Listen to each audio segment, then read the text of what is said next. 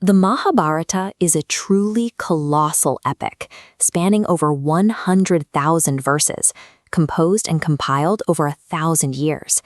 For centuries, these verses existed in a chaotic spread of regional languages and scripts. In 1919, a Sanskrit scholar named V.S. Sukthankar set out to organize this sprawl by launching the Critical Edition project. This page from the final edition shows the method. Sukthankar's team gathered thousands of manuscripts to find common verses, printing those at the top while logging every regional variation in the footnotes. Before I reveal the answer, drop a guess in the comments. How many years do you think it took a team of scholars to read, compare, and compile these thousands of pages by hand? The entire project took 47 years to complete. By mapping these variations, scholars discovered that while Brahminical elites were busy documenting strict social codes between 600 BCE and 600 CE, the actual lives of people across the subcontinent were far more complex. Those thousands of pages of footnotes prove that ancient Indian society was not a monolith. The epic is a record of people following, questioning, and sometimes flatly rejecting Brahminical rules.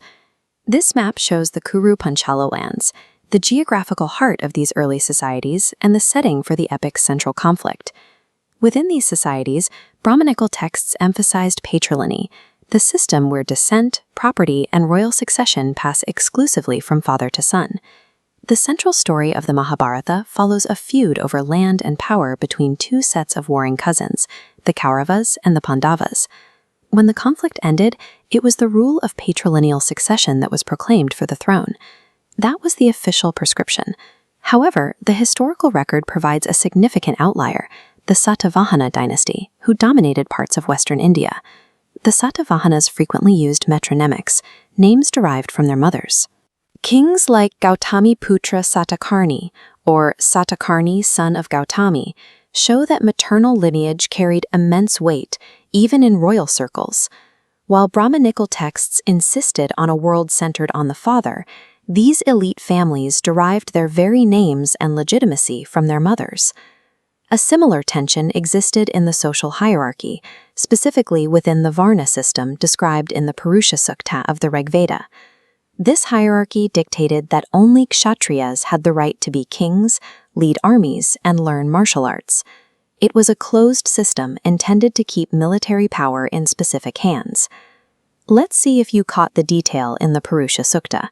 According to the hymn, which specific part of the primeval man did the Kshatriyas emerge from? This rigid boundary was directly challenged by the story of Ekalavya. He was a Nishada, a forest-dwelling hunter whose community lived entirely outside the four Varnas. Rejected by the teacher Drona because of his birth, Ekalavya built a clay idol of the master and practiced archery alone in the forest. He eventually surpassed Drona's royal pupils through sheer self-discipline. When Drona realized a non-kshatriya had mastered the bow, he demanded the boy's right thumb as payment. Ekalavya cut it off instantly, sacrificing his skill to honor a teacher who had refused him. Drona's demand was a violent enforcement of social boundaries. Ekalavya's skill proved that the status quo was being threatened by those the system tried to exclude. Historians analyze these social layers by categorizing the epic's content. They separate the didactic sections, which contain social norms and rules, from the narrative stories that describe how people actually behaved. Language provides another layer of evidence. The Mahabharata was recorded in a version of Sanskrit simpler than the Vedas, yet it remained a language primarily used by priests and elites, distinct from the Prakrit or Pali spoken by the public. Over 1,000 years, the text absorbed local stories and regional variations, evolving through an ongoing dialogue among different communities. This makes it a dynamic text. Given this 1,000-year evolution, answer yes or no in the comments. Could the Mahabharata have been the work of a single author? We're moving into a 45-second quick revision. Get your screens ready to capture this summary.